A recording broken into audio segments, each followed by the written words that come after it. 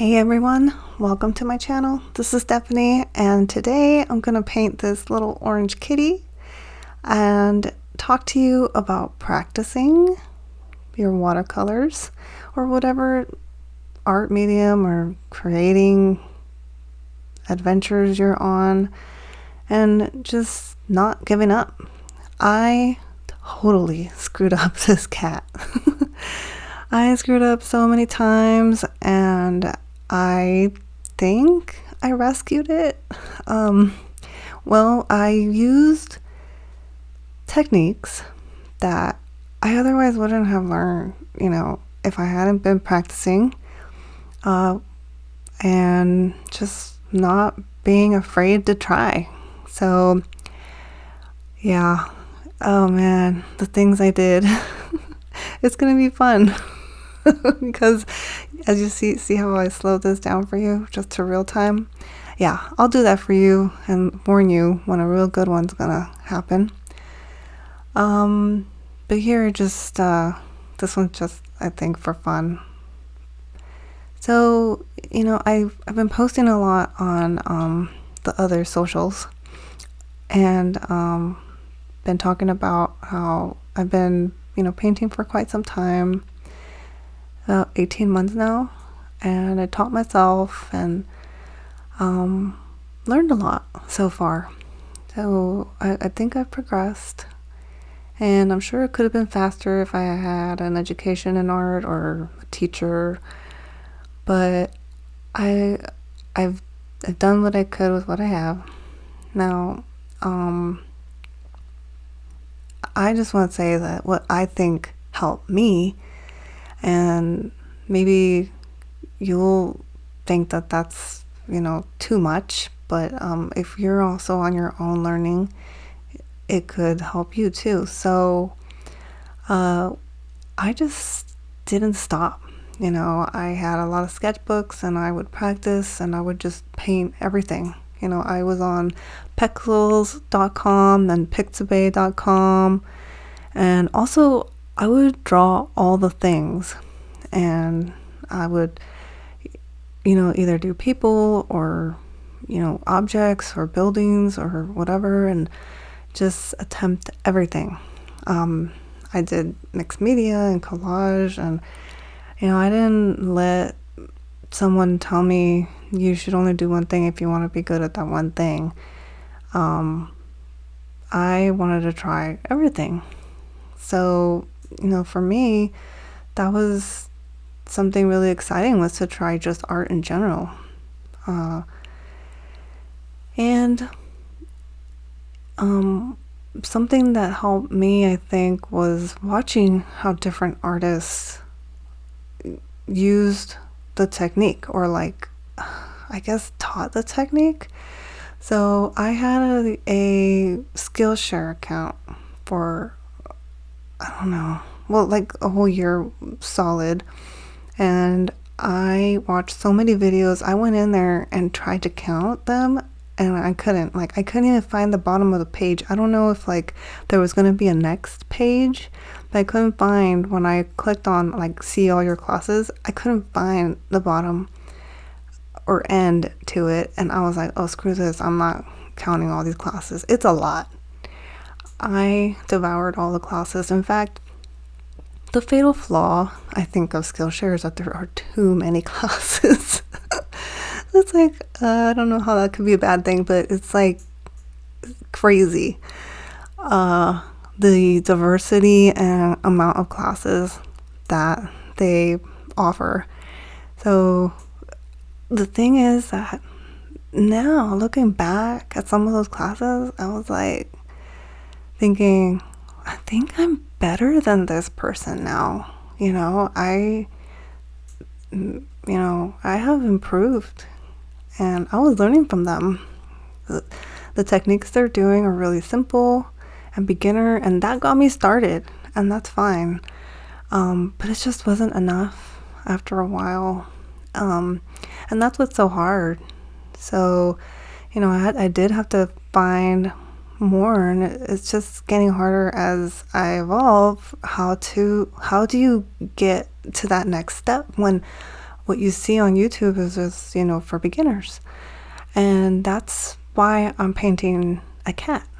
I've been, like a lot of people, just watching a lot of YouTube.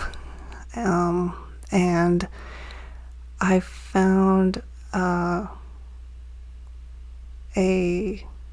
channel that I like a lot, and that's RachelParker.com. I think she calls her, or it's Rachel Parker Studio. I'm gonna put her link below, and I'm sorry, Rachel. But she has a Patreon, and I have become her patron. And so I'm really enjoying her classes, and they're a lot more advanced. She doesn't just do cats though. She does everything, and her techniques apply to everything. They are more advanced watercolor techniques. For instance, when you saw me spray that cheek on our left, the cat's right cheek, that was to soften that edge, because that white part of the cat, that's it. There's going to be no other thing there to like hide it, so that edge needs to be soft. Same with the right side, that it just has to be softened if you want to make it disappear and you don't want a hard edge. So those types of things are what she really takes into account. I pre-wet that paper. That's why the paint is spreading that way right now, as I do the cat's nose and add a little bit of depth and shadow to the white. Oh, there, I did it. See, I totally erased my cat's eye. So what I did is I sprayed, I tried to soften some of that orange, like the little stripies, hitting the white. And when I did that, I didn't aim as well as I thought I did. And I really should have covered up the cat's eye a lot better when I tried it. Especially since I've only been using that little mister for a day. So when I went to try and pick up some of that excess water, which you really couldn't see how stopping wet it was on the video, but it was like a lot of water came out of that little sucker. Yeah, it totally lifted out that eyeball. So later, I didn't record it. I went and repainted the whole eyeball. Yeah, it was depressing. But that's how we learn. So anyways, joined Rachel's Patreon, and I'm really excited to be a part of her group, and to get some critiques, from someone who's really skilled and has that talent, and I can use those techniques to apply to other subjects. But why not start with what she does, which is most of the time that I see, at least on YouTube, is cats. And so I'm bringing this cat to you today. And this reference picture is actually from one of the photo reference groups that I'm in on Facebook. And I'm just so grateful for those groups. Those folks are so nice. I mean, the photographers are willing to, let people use their art. Their photos are art, that's for sure. So that artists can practice and, well, really to do whatever they want with it. I mean, nobody's paying me to make this. It's really all for practice. But, essentially you could use any of their photos for whatever you want, as long as you don't use their photos for anything besides a reference. So yeah, if you didn't know, you don't have to just be stuck using Pexels and Pixabay and iStockPhoto or whatever .com. Yeah, there are other options out there. So here I just got really brave and was like, screw it, this cat needs to have some more definition. and I added in some darker colors. It was all kind of just like leftover stuff that was on my palette, and it was getting late. I think I was getting really tired at this point. So I was like, okay, I'm gonna do this, and then I'm gonna call it quits. But I think I didn't. I ended up doing the first wash of the background, which I did in this super bright yellow, and then that's kind of where I realized I have messed this up. So yeah, that's something that I could have done, is since I decided to do a yellow background, which later I ended up changing, I could have done the background as I did that left side of the cat. So it would have been soft and blended in together, but I didn't. But now I know, and I would not have known until I would practice, and practice big like this. So, I just want to encourage folks who are learning to practice. Don't be afraid to use paper.